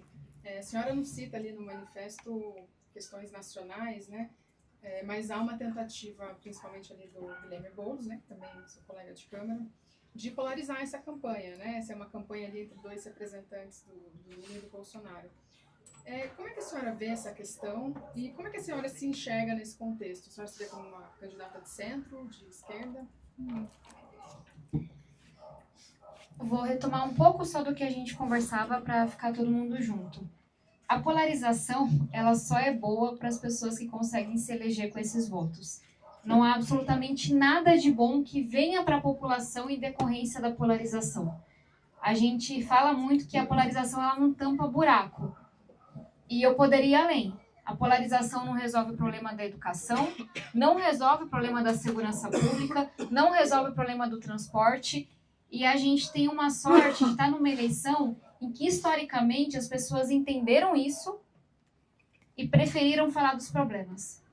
E buscaram alguém que soubesse falar dos problemas e apresentar soluções para eles. E essa é mais uma das escolhas que está posta para a população de São Paulo. Por conhecer a cidade, por olhar para as últimas eleições, me parece que a opção não será pela polarização, por mais que tentem fazer isso. Que a opção que vai ser tomada vai ser qual é o melhor projeto, quem tem as melhores propostas, quem tem condições de dialogar de fato com o governo estadual e governo federal para poder resolver esses problemas. E aí eu trazia uma provocação que eu repito aqui, que é a seguinte: nesse momento que a gente tem, são recomendações de voto, são indicações de preferência. E a gente está aqui muito bem recomendado, inclusive pelo nosso vice-presidente Geraldo Alckmin. Apoio você precisa e você pode ter uma gestão. E eu, como prefeita de São Paulo, se for da vontade de Deus e do povo, vou governar com apoio tanto do Tarcísio quanto do Lula. Vocês podem perguntar isso aos dois. Se eu fosse a prefeita de São Paulo, se o governador e se o presidente fariam o que tivesse ao alcance deles para a gente resolver os problemas da cidade. Então, enquanto a gente está na seara de recomendações, preferências, a gente está aqui com o nosso time muito confortável. Lá na frente, a gente vai focar nos problemas e contar com o apoio de todo mundo que for democrático, que tiver, de fato, querendo resolver esses problemas. E a senhora se vê como uma candidata de centro? Eu me vejo como uma candidata, assim como é a cidade, de centro-esquerda. Isso eu já respondi algumas vezes, perdão que esqueci agora. Só queria fazer uma colocação, também, se quiser. porque isso é uma pré-campanha e você não pode pedir voto para esse ou para aquele. Eu tenho impressão que se o Boulos e o Ricardo Nunes continuarem a pedir voto para o Lula e para o Bolsonaro, eles podem ser penalizados por isso. Não é verdade? Porque parece que a campanha aqui em São Paulo é quem vai ser o prefeito, se é o Lula ou se é o Bolsonaro. Ou o Boulos, que é um cara que eu gosto, não está tendo confiança na capacidade dele de governar São Paulo, ou o Ricardo Nunes, que é um cara que eu já não gosto, porque administra mal a cidade de São Paulo, não confia que ele seja capaz, e parece que ele não é, de governar São Paulo e está querendo se aliar ao Bolsonaro. Isso aqui não é campanha de Lula e Bolsonaro. A campanha é dos pré-candidatos que se apresentam aí. Se não, eu sugiro ao Lula que vier aqui se apresentar como pré-candidato e o Bolsonaro que faça a mesma coisa. São Paulo tem que ter os seus candidatos. Então, apoio é uma coisa, mas parece que a eleição em São Paulo tem dois candidatos já lançados em pré-campanha. Um é o Lula e outro é o Bolsonaro. Isso eu acho realmente estranho, atípico e desnecessário. Muito bem. Vale só uma ressalva relevante, que é... Você costuma imaginar um pedaço do futuro pelo que aconteceu no passado. A última eleição em São Paulo, o vencedor foi o Bruno Covas, que não estava nesse foco da polarização. Exato. Giovana nos... Ah, tá certo já. Bruno Luiz aqui da CBN. Eu tenho uma pergunta para o Datena e para a deputada Tabata. Falar um pouquinho sobre vice, né? O nome do Datena tem sido muito citado aí como um possível vice para sua campanha, inclusive teria vindo para o PSB até com essa possibilidade, né? Já, enfim, bastante consolidada.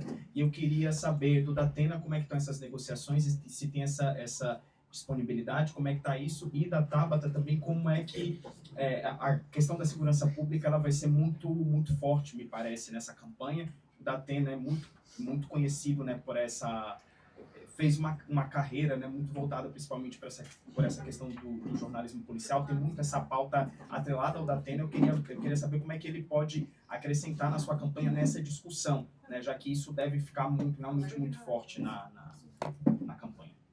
Eu só vou dizer que o convite eu já fiz, por favor. Mas tem muitas coisas para serem resolvidas ainda e depende. Ninguém pede para ser vice de ninguém, né? Ninguém absolutamente pede para ser vice de ninguém. Teve um vídeo que vazou de uma conversa minha com o Boulos em que os caras disseram que eu estava pedindo para ser vice do Boulos. Era o contrário. O Boulos já me pediu 2 vezes para ser vice dele, na campanha passada e nessa campanha. Vazou um pedaço do vídeo que parecia que eu estava pedindo para o Boulos. Pergunte ao Boulos. Foi ele quem me convidou para ser vice dele. Né? E não teria problema nenhum se desse certo em ser vice dele. Não teria absolutamente problema, desde que não ficasse vinculada uma campanha à polarização, mas sim a ele, Boulos, que realmente é um bom cara, um cara que, na minha opinião, tem boas ideias, mas entre os dois eu acho que a Tabata ainda é uma pessoa mais preparada para dirigir São Paulo, porque não tem vícios, porque tem uma série de conhecimentos políticos técnicos que são necessários e que está com um grande time realmente correndo com ela. Né? Quanto à questão de eu ser vice, nenhum vice se convida para ser vice. Olha, dá para eu ser seu vice? Isso aí não existe, entendeu? Então, eu não posso aqui me apresentar. Primeiro, eu não posso me apresentar como pré-candidato a nada, porque ainda não está definido. O partido depende de uma série de detalhes para que isso seja definido. Depende dela como candidata e a gente está realmente indo num caminho de conhecimento. Eu estou conhecendo e cada vez mais eu conheço a Tabata, eu fico mais fã da Tabata, mas não depende absolutamente da minha decisão. Depende da decisão dela, primeiro, em conjunto com o partido, e depois de definido isso, talvez até se o partido queira uma convenção, eu poderia me apresentar para uma convenção, não tem problema absolutamente nenhum. Mas acho que ainda é muito cedo para falar e fechar uma chapa nesse momento. Que houve o convite, ela mesmo já acabou colocando que houve o convite, mas eu ainda democraticamente espero que todos escolham. Eu não quero, como já aconteceu em outras vezes, participar de campanhas em que as pessoas me convidavam, queriam que eu fosse candidato e, de repente, havia cisões dentro do partido ou com campanhas aleatórias e até depreciativas, com gente que achava que eu estava pedindo, pelo amor de Deus, para ser candidato a alguma coisa. Eu não dependo de política, não preciso de política, só serei candidato, pré-candidato a algum cargo político se me for pedido isso. Eu jamais irei negar um pedido de um partido que eu confio, e confio muito pelas suas origens, de uma moça profundamente habilitada a dirigir, não só São Paulo, mas qualquer cidade, não me furtaria absolutamente de aceitar esse convite. Mas não depende de mim, isso depende dela, primeiramente, e depende de uma decisão do partido, e acho cedo para que isso seja discutido ainda. Bom, eu sou o Lucas, do Valor Econômico. Você me dá um segundinho, Lucas, só para eu responder a segunda pergunta? Eu vou sempre brincar com o Datena sobre isso nos próximos meses, para ele se acostumando com a ideia, mas brincadeiras à parte, e acho que as duas perguntas se conversam. Por que a gente fez um convite para o Datena se filiar ao PSB? E acho que vale reforçar que foi sim um convite meu, mas foi um convite do nosso ministro Márcio França, foi um convite do vice-presidente Geraldo Alckmin, foi um convite do presidente Siqueira, e na filiação do Datena ao PSB em Brasília, todos os grandes quadros do partido se fizeram presentes, porque a gente tem absoluta certeza do quanto que ele agrega a esse projeto. É natural que a escolha definitiva de vice e de candidaturas como um todo se dê na convenção em julho. E a gente tem que, de fato, até legalmente ter muito cuidado para ser sempre muito honesto com vocês, mas também, vamos lá, vai dar certo, respeitar os limites que a própria legislação nos impõe. Mas dito isso, o mais importante para mim, acho que é assim para o Datena também, é que ele está nesse projeto. E o papel que ele vai desempenhar é uma decisão dele, é uma adesão do coletivo nos próximos meses, mas ele está nesse projeto e respondendo a sua pergunta pela história dele, por mérito dele, pela sensibilidade dele, pela conexão que ele tem com a população. E é assim que o nosso projeto vai ficando maior. Mil perdões, só para poder responder. Tudo bem, eu tenho uma pergunta para o Márcio França e do Datena. Primeiro para o Márcio, teve uma reunião presidencial, uma reunião ministerial, desculpa, no final do ano, em que o Lula pediu aos ministros que não houvesse divisão nas eleições municipais. Isso aqui em São Paulo não vai acontecer, obviamente. O senhor está aqui presente, o Alckmin apoia a Tabata, e também o MDB está com o Nunes. Então, Então, assim, nesse ponto, ninguém levou muito a sério, parece, o que o Lula disse nessa reunião ministerial. Então, eu queria que o senhor comentasse isso. E o da Atena, pegando carona, né, no que a Taula estava dizendo, do convite ao PSB, isso se deu depois do senhor flertar com várias pessoas. O senhor apareceu com o Bolsonaro em outubro, né, de 22, pouco antes da eleição. O senhor depois teve flertes também com o Dória, com o Tarcísio. E o senhor ainda é apresentador de televisão, num canal, numa concessão pública. Eu queria saber até quando o senhor vai... porque o senhor uma hora precisa tomar uma decisão, se o senhor segue na política ou se o senhor continua atuando como apresentador, né? Se isso, muita gente, inclusive, critica o senhor por isso, que o senhor continua usando a sua função na televisão para se promover politicamente. Então, eu queria que o senhor fizesse também um comentário nessa linha, por gentileza. Cadê o microfone? Só também depois tem a pergunta para o Márcio. Primeiro, uma pergunta. Usando... Está funcionando ou não? Acho que não está funcionando. Não sei como é que é. Pessoal, cadê o outro? Eu posso responder. Vamos trazer só para todo mundo conseguir registrar. Já que o dele está funcionando. Aqui, ó, obrigada. Você fez uma colocação que alguém já fez também, inclusive um imbecil, que eu não lembro qual. Mas não dizendo que você seja um imbecil. A colocação é imbecil. Por que eu preciso me promover na televisão? Eu sou um cara promovido pra caramba e estou querendo mais parar de fazer televisão do que começar a fazer televisão. Por que eu usaria a política para me promover, para continuar sendo apresentador de televisão, se o meu caminho é o inverso? Eu tenho pouco tempo mais de televisão, não quero continuar durante muito tempo em televisão. Você fala que eu flertei com vários partidos, mas você fala no momento e tempos para cá. Eu fui durante 23 anos filiado ao PT, até o momento em que achei que não deveria ter ficado no PT. Agora me cite aí 5 ou 6 políticos que ficaram durante tanto tempo num partido como eu fiquei no PT, enquanto achei que poderia ficar no PT. Quando não me interessou mais, por uma série de fatores, eu deixei de ser um político partidário, nunca tive participação específica no PT, mas fiquei 23 anos lá, 23 ou 21. Então isso não deixou de ser uma fidelidade que seja eterna enquanto dure. O cara não pode me acusar de, olha, ele muda toda hora de partido, sendo que eu já fiquei filiado a um partido que enquanto não me deu motivo para deixar esse partido, eu fiquei nesse partido 23 anos. Os outros partidos foram em época de eleição que acredito que a política tenha muito mais a intenção de me utilizar como apresentador de televisão do que o contrário. Os políticos que me convidaram quiseram usar a minha popularidade, o meu prestígio, a minha capacidade de comunicação para me candidatar a alguma coisa. E não é o contrário. Por que eu preciso usar a televisão para me promover na política? E essa, respondendo já objetivamente a sua pergunta, será, se acontecer, será uma das últimas vezes, porque o meu foco ainda é ser candidato ao Senado. Esse é o meu foco. Meu foco sempre foi ser candidato ao Senado. E já me acho preparado, depois de levar várias campanhas em consideração.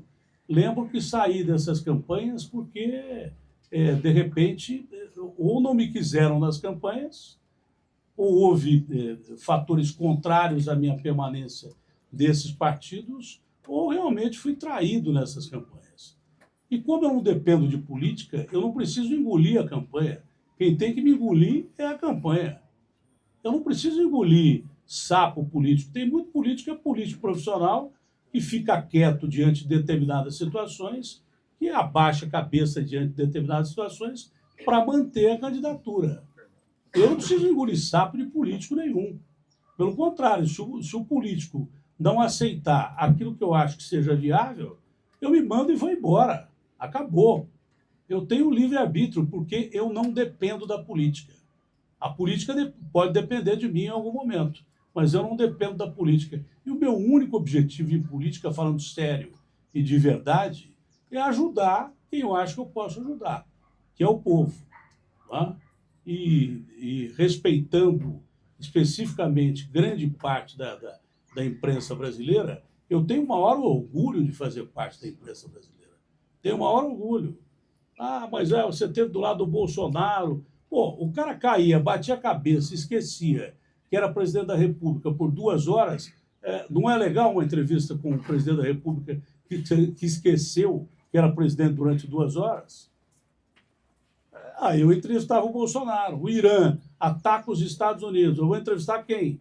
O Bolsonaro, que estava ali. Foi o que eu disse a vários jornalistas já. Não. Como já entrevistei o Lula várias vezes, fiz entrevistas políticas com o Lula e até muito boas. Eu fui o primeiro cara a perguntar para o Bolsonaro, há anos atrás, se ele daria o golpe. Datena, você acha que eu vou dar o golpe? Vou falar para você. Isso há 2, 3 anos atrás. E questionava o Bolsonaro. E por isso fiquei com a imagem de bolsonarista, porque eu entrevistava o Bolsonaro, que era presidente. Eu repito, eu não tenho ideologia política, nem de direita, nem de esquerda, nem de centro. Eu sou pela Constituição. E enquanto for respeitado no partido que estiver, porque eu sempre respeitei esses partidos, eu continuarei respeitando o partido. E esse partido, até agora, foi o que melhor me acolheu. Tanto que, na minha apresentação, as grandes lideranças do partido estavam lá, e eu sinto que esse é o partido que eu vou continuar. Sendo ou não pré-candidato a vice da Tabata, eu vou continuar nesse partido. E vou encerrar minha carreira política nesse partido. Ou sendo pré-candidato a vice, ou candidato, se o partido escolher, da Tabata, ou sendo candidato ao Senado. Essa é a minha última tentativa política. Eu tenho 66 anos de idade e na verdade, eu estou querendo encerrar minha carreira de jornalista para começar uma carreira política, porque são incompatíveis, não vai dar para eu continuar trabalhando na televisão e trabalhando como político. Quando eu for eleito político, eu quero trabalhar como político mesmo e me propondo a fazer o que eu sempre quis, que é ajudar, porque eu não tenho outro objetivo da política. Eu sou um cara independente, eu tenho o suficiente para que eu e minha mulher possamos viver o resto das nossas vidas aí com alguma tranquilidade, não tanta, porque eu sou perito. Todo mundo diz que eu sou milionário. Não é verdade, porque eu perdi muito dinheiro. Eu sou o único cara que pagou 10 milhões de dólares em multa, acho que na televisão mundial.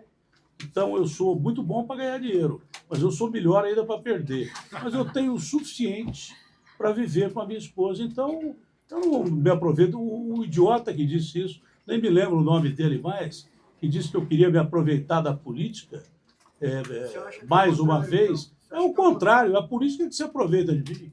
Quantas vezes foi dito aqui, eu sou um cara popular, eu sou um cara que realmente tenho audiência, que eu sou um cara que as pessoas gostam de mim. Muita gente não gosta, mas muita gente gosta. Eu também não me incomodo com nada disso. Tanto faz, a unanimidade é burra.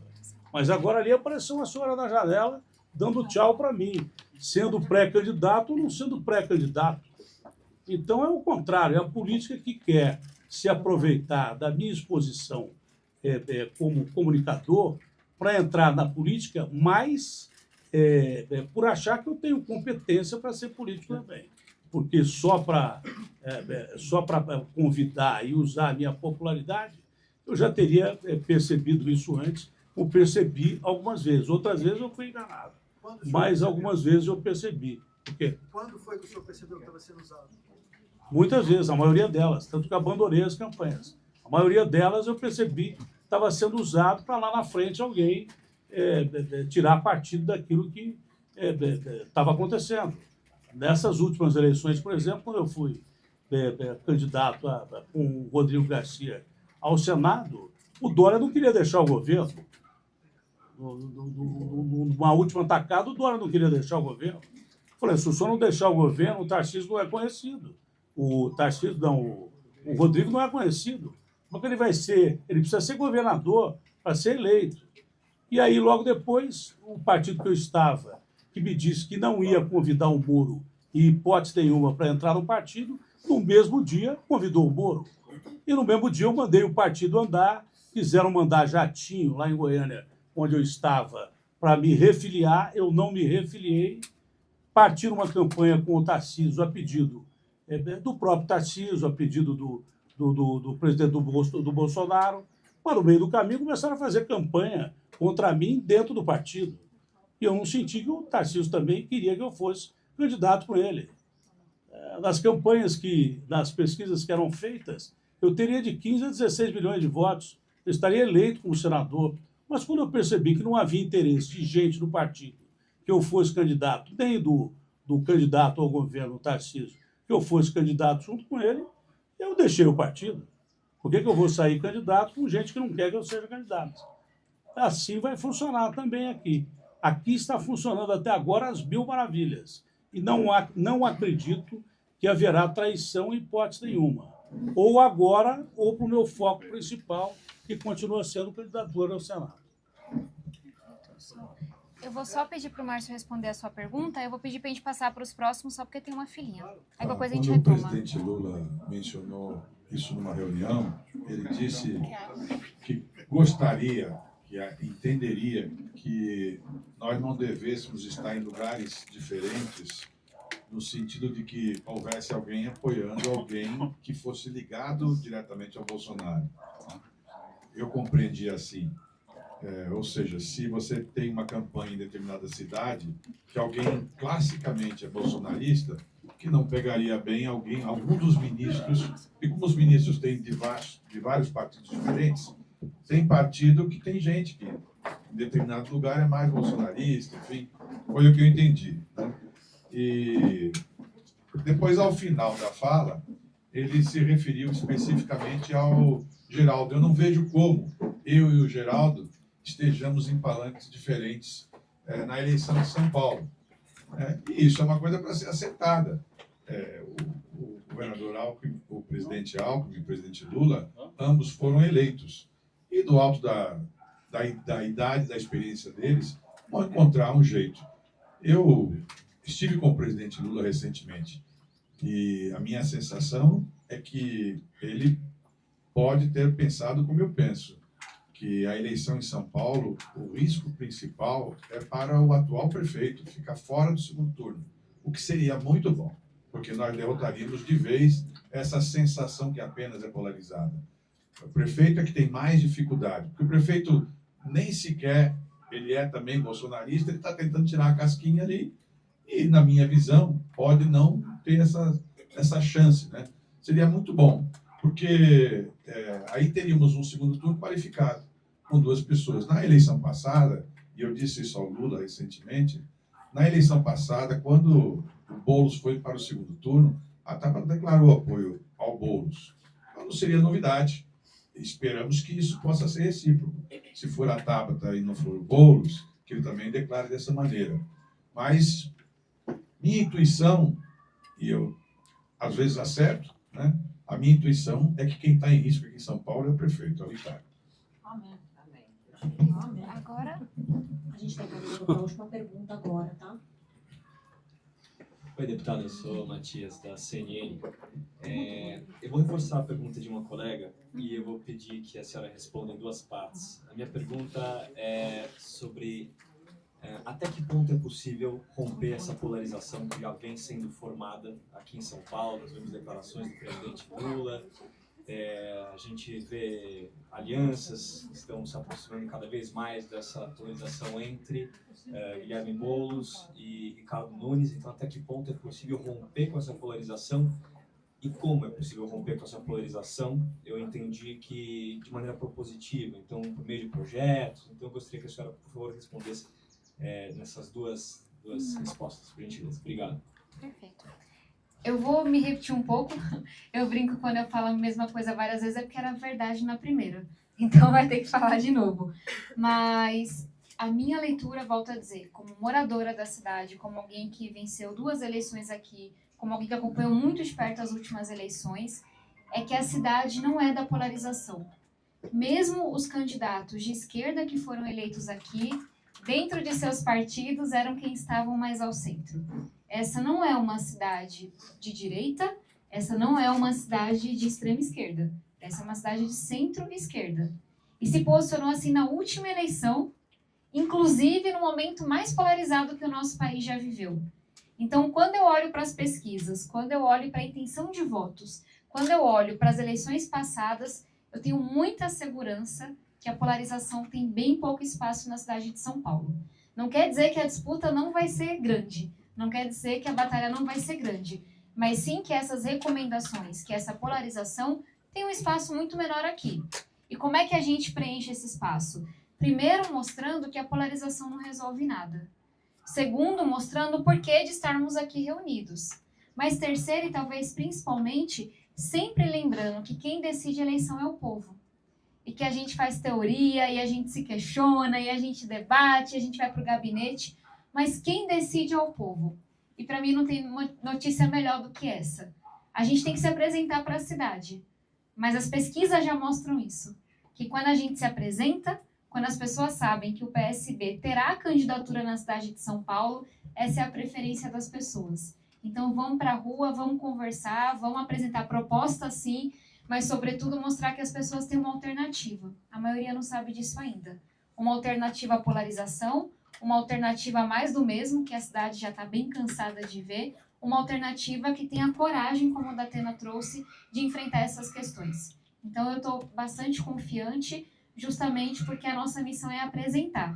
Não tem nada para esconder, não tem aliado para esconder, não tem corrupção para esconder, não tem história para esconder. Pelo contrário, eu quero que as pessoas conheçam cada vez mais nossas histórias, nossos projetos, nossos aliados, e trabalhar com a verdade é sempre melhor do que trabalhar com a mentira. E só antes de passar para a Datena, um segundinho, o presidente Alckmin mencionou uma coisa muito importante, que foi a aprovação da poupança em ensino médio.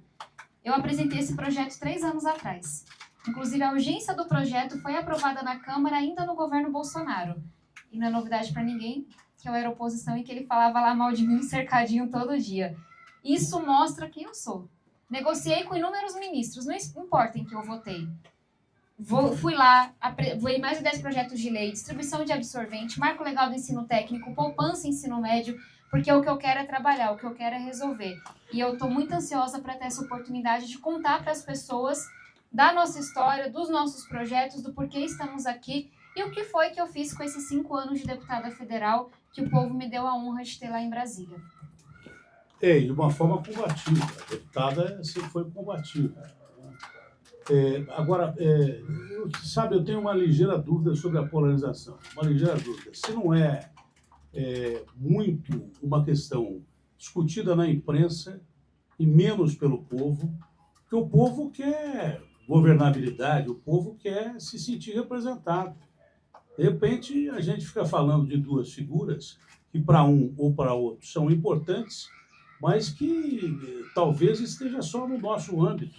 E aí, falando como jornalista, eu acho que o que eu sinto nas ruas é que o povo quer se ver representado. E pelo novo que existe, pelo novo que vai acontecer. Porque a polarização deixou de ser um termo específico na política e passou a ser um caminho perigoso da política. Por causa da polarização, nós estivemos perto de um golpe. Nós estivemos perto de uma distensão violenta no 8 de janeiro do ano passado. A gente quer ver isso de volta? Evidente que não.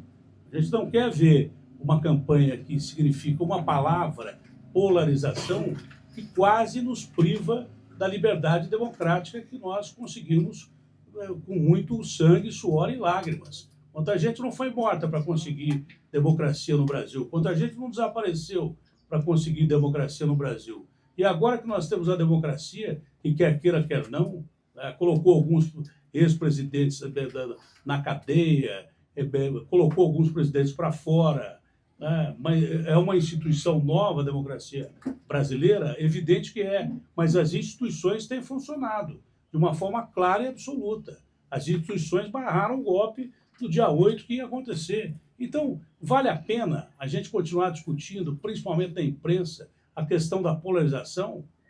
Há que saber se o povo está realmente polarizado ou se ele quer, por exemplo, como aqui em São Paulo, votar num candidato ou no outro e não num presidente ou num ex-presidente. Essa pergunta tem que ser feita. Eu acho gozado que no Brasil as discussões sempre partem de cima para baixo. O povo quase nunca é perguntado. O povo, só na hora da eleição mesmo, são políticas definidas pela imprensa, são políticas definidas pelo partido, e o povo, que é o principal interessado nisso, fica alheio. Não tenho tanta certeza se a polarização vai funcionar nem aqui, nem no resto do país, porque a polarização nos jogou perto de um precipício terrível, que foi essa tentativa de golpe que aconteceu no dia 8. Eu acho que o brasileiro está querendo mais tranquilidade, e está querendo mais emprego, e está querendo mais oportunidades, está querendo menos desigualdade, está querendo mais saúde, está querendo mais escola, e está querendo discutir menos política sangrenta. Quase que nós tivemos um embate sangrento aí no dia 8, tá? No dia 8 de janeiro do ano passado, e tudo por causa de uma palavra chamada polarização. Nós queremos uma democracia plena, ela é jovem ainda, mas funcionou até agora.